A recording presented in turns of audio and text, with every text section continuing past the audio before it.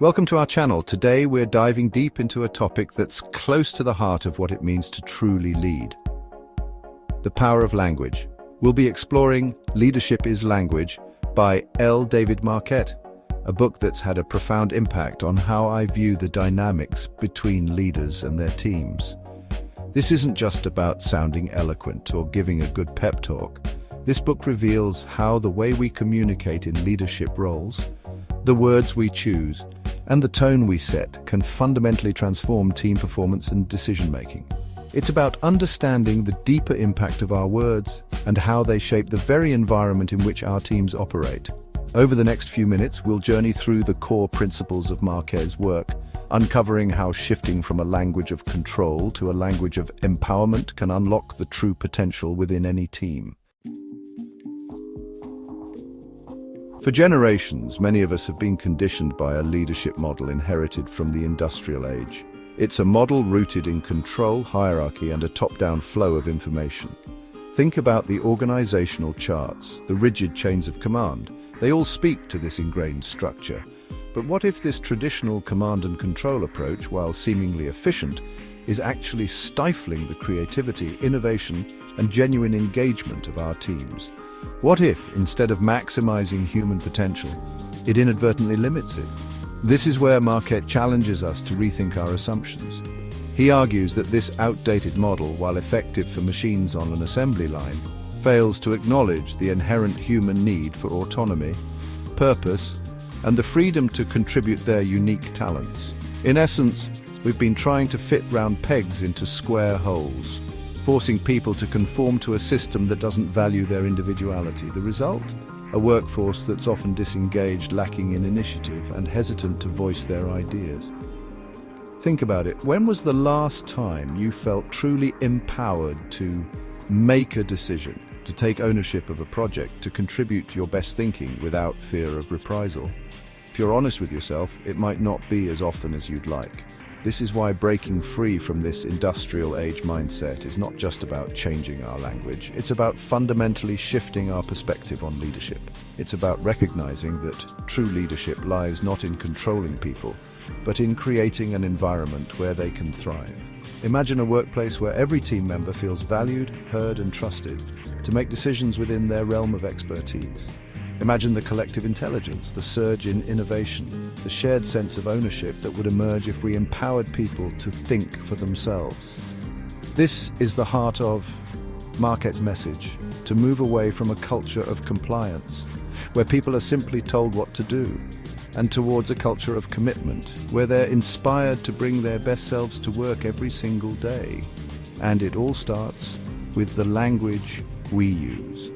By shifting our language, we can begin to shift the entire culture of our organizations, creating spaces where people feel safe to take risks, to learn from their mistakes, and to contribute their unique talents to a shared vision.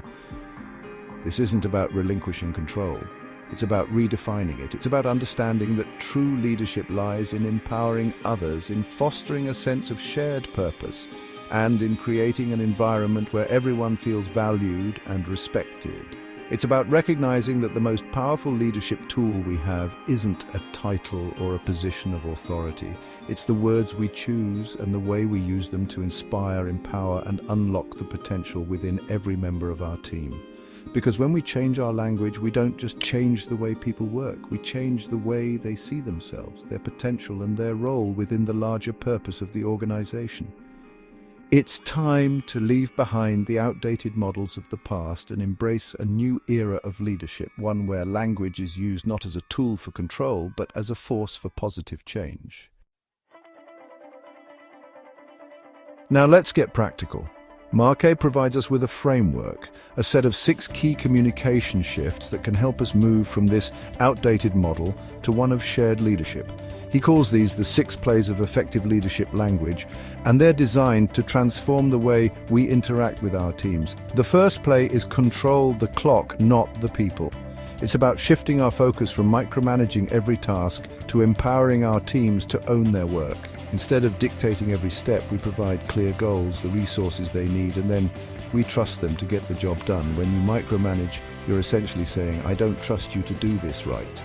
But when you give people autonomy, you're saying, I believe in you, you've got this.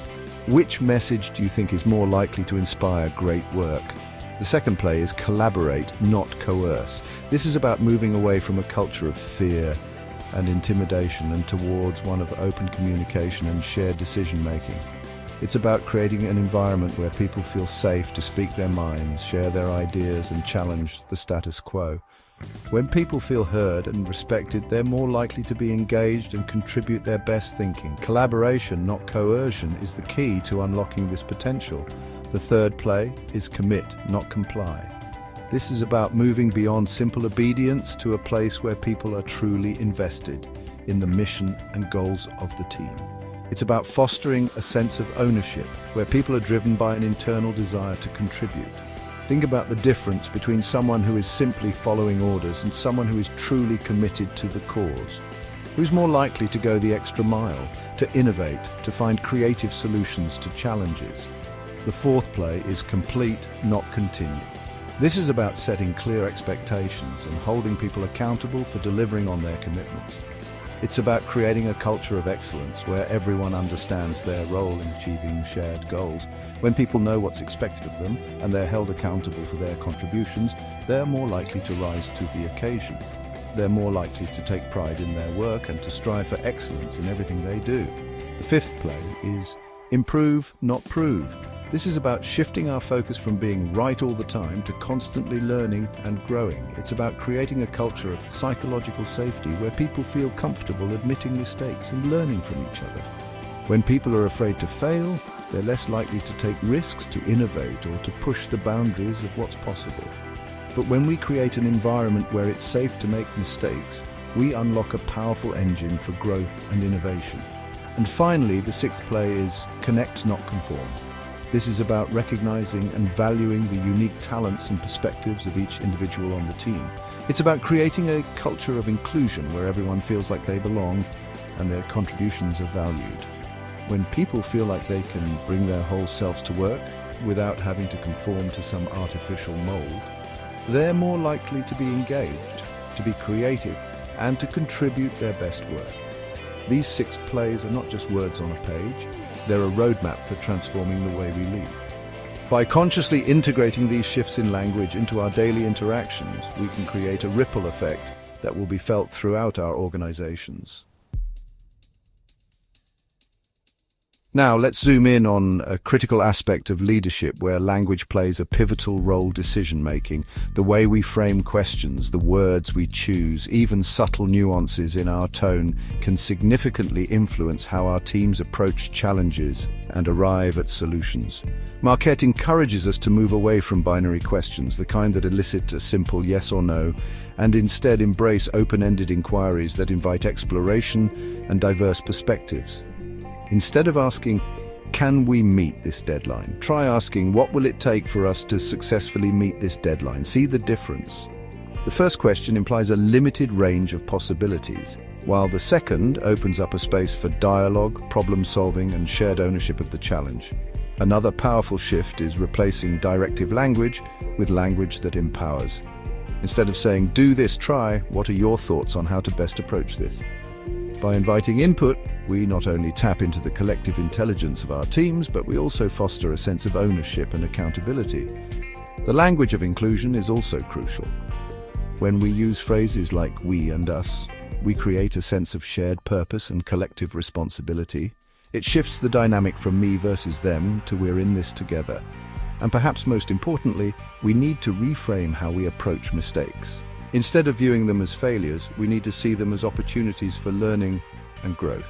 When we create a culture where it's safe to make mistakes, we encourage experimentation, innovation, and continuous improvement. Imagine a team meeting where someone presents an idea that's met with, "That's a great starting point. What are some other perspectives we can consider?" Now, contrast that with an environment where ideas are shut down prematurely with a dismissive, "That won't work." Which environment do you think is more likely to foster creativity, innovation, and a willingness to take risks? The language we use sets the tone for the entire team, and it can either empower or stifle their potential. By consciously choosing language that is open, inclusive, and focused on learning, we create a space where people feel safe to contribute their best thinking, to challenge assumptions, and to collaboratively arrive at the best possible solutions. Remember, leadership is not about having all the answers.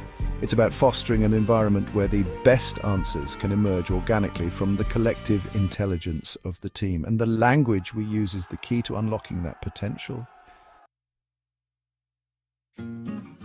Thanks for watching. If you found this video helpful, don't forget to like, comment, and subscribe for more insights on leadership and personal development. Remember, leadership is not about telling people what to do, but about creating an environment where they can think, collaborate, and make decisions. It's about empowering individuals to contribute their unique talents and perspectives. Let's commit to using language as a force for positive change, to build stronger teams, and to unlock the full potential within ourselves and those around us.